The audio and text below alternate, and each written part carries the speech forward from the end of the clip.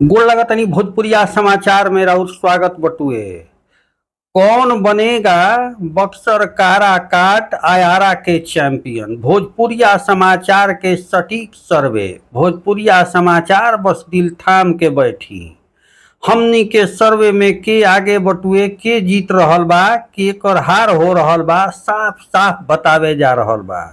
रउरा दर्शक लोग से फिर से निहोरा रहेला कि चैनल पर नया बानी तो सब्सक्राइब करी, फेसबुक पेज पर देखतानी तो फॉलो करी, देखला के बाद शेयर जरूर करी।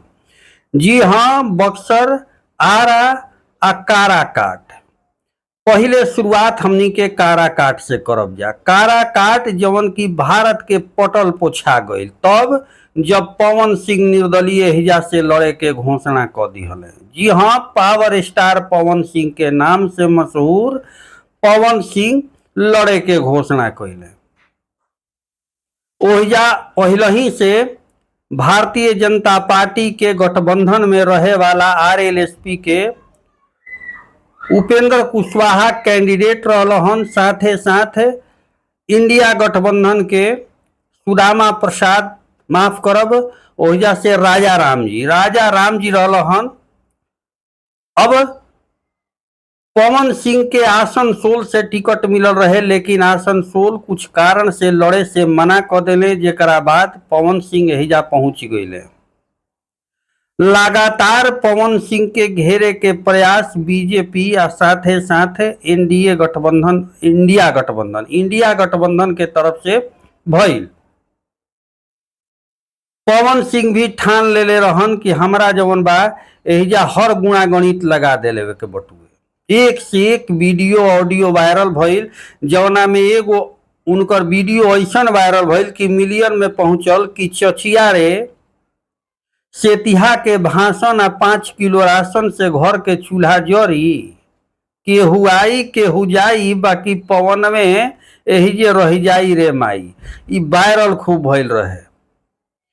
पवन सिंह के खासियत ई रहल हटुए कि पवन सिंह घर घर ओहिजा जाके आ गोड़ हाथ पर गिरे शुरू कर दिले। जितना भोजपुरी के सेलिब्रिटी बालो अलग अलग कार्यक्रम, चाहे शिवानी सिंह, अनुपमा यादव, मनीषा रानी बिग बॉस वाली, आनंद मोहन, एकरा अलावे आस्था सिंह, तमाम सेलिब्रिटी लोग ओहिजा पहुंचल पवन सिंह के तरफ से। ओहिजे एनडीए के तरफ से राजनाथ सिंह, नरेंद्र मोदी, एकरा अलावे रौरा के अमित शाह, तमाम बड़ बड़ नेता के कार्यक्रम लागल। इंडिया गठबंधन से भी तेजस्वी यादव के कार्यक्रम लागल। खूब जोर शोर भइल कि जीत जाए के बटुए, आपन आपन पार्टी के दाव होखे शुरू भइल। हमनी के ओइजा पहुंचल रही जा जब पहिल का कार्यक्रम पवन सिंह के रहे यात्रा, आशीर्वाद यात्रा ओकर नाम दिहल गई रहे। वो कार्यक्रम में हमनी के ई देखनी जा कि युवा के अंदर काफी जुनून रहल हटुए। कई लोग टिकट रिजर्व करा के खाली पवन सिंह के देखे खातिर ओहिजा पहुंच गए रहल हटुए। कैंपेन शुरू भइल, 2 महीना तक खूब रगड़ा रगड़ी शुरू भइल, लेकिन सबसे अधिक अगर रुझान केहू के रहल तो ओहिजा पवन सिंह के तरफ से रहल हटुए।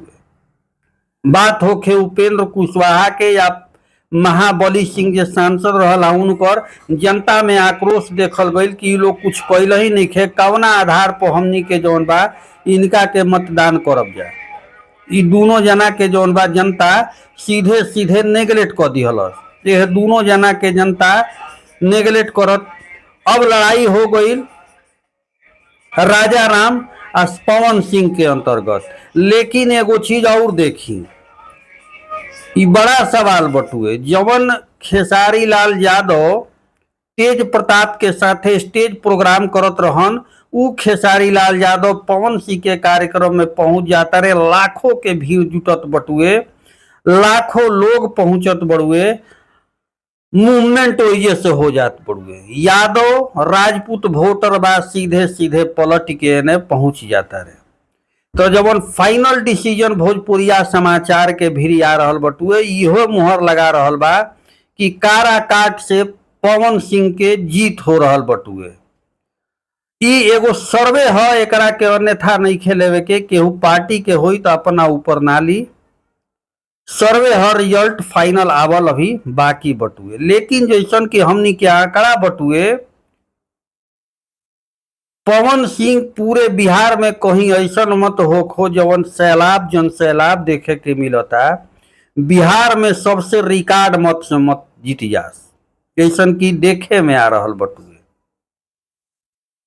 बाकी रउरा दर्शक लोग के बता दी कि अब चल जाओ हमनी के आरा में राजपूत वोटर के अंदर काफी आक्रोश देखल जात रहे, लेकिन अंततोगत्वा राजपूत वोटर और साथे साथ विकास पुरुष के नाम से जाने जाए वाला आर.के. सिंह सुदामा प्रसाद माले प्रत्याशी के बीच टक्कर रहल हटुए, लेकिन जवन मोहर लागत आरा से उ सीधे सीधे मोहर जवन बा तवन आर.के. सिंह कम मार्जिन से जीत हुई, लेकिन आर.के. सिंह भारतीय जनता पार्टी के हिजा से जीत दर्ज करत नजर आ रहल बाने। रह गई बक्सर, काराकाट के ही तरह बक्सर पे भी काफी लोग के निगाह रहल है।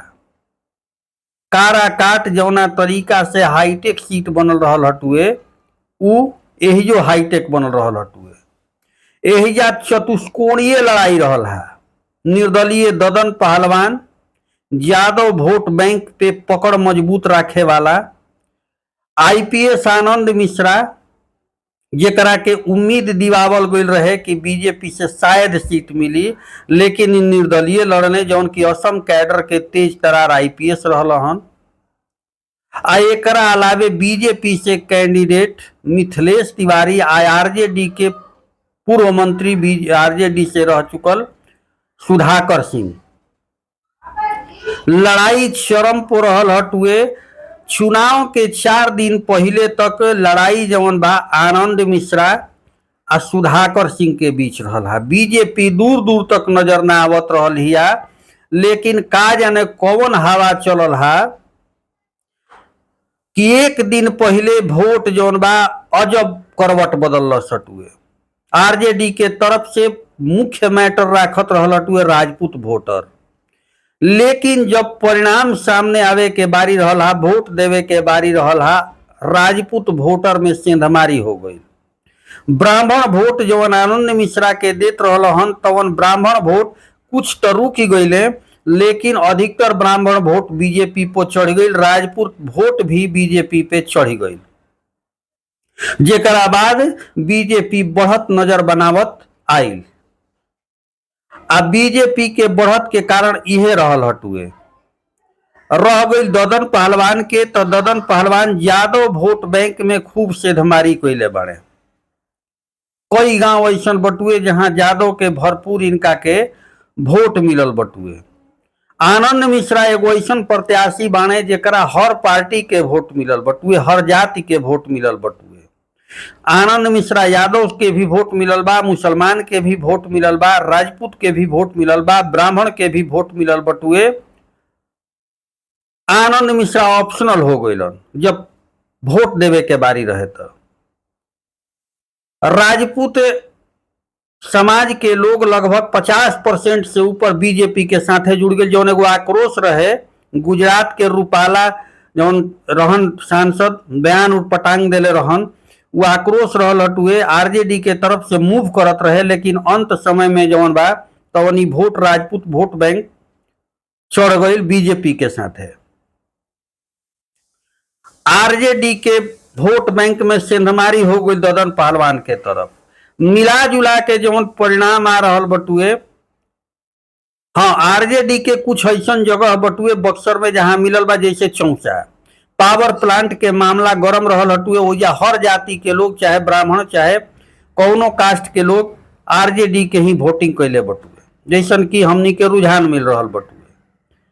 अंतिम परिणाम भोजपुरिया समाचार के यह बता रहल बटुए कि बक्सर से कम मार्जिन से जीत हार हुई, लेकिन जौन हमनी के परिणाम मोहर लगा रहल बा भोजपुरिया समाचार, बीजेपी के मिथिलेश तिवारी बक्सर से जीत रहल बाड़े। सर्वे के अनुसार बीजेपी के मिथिलेश तिवारी जीत रहल बाड़े। एजा सबसे अधिक बहुलता वोटर में राजपूत, ब्राह्मण आ यादव के संख्या बटुए मिला जुला के जौन मोहर भोजपुरिया समाचार लगा रहल बा उ मोहर बटुए बीजेपी के मिथिलेश तिवारी। कम मार्जिन से जीत हुई, लेकिन बीजेपी हेजा से जीत हासिल करत नजर आ रहल बिया। तो काराकाट से पवन सिंह, आरा से आरके सिंह आ बक्सर से बीजेपी जीत रहल बिया। धन्यवाद।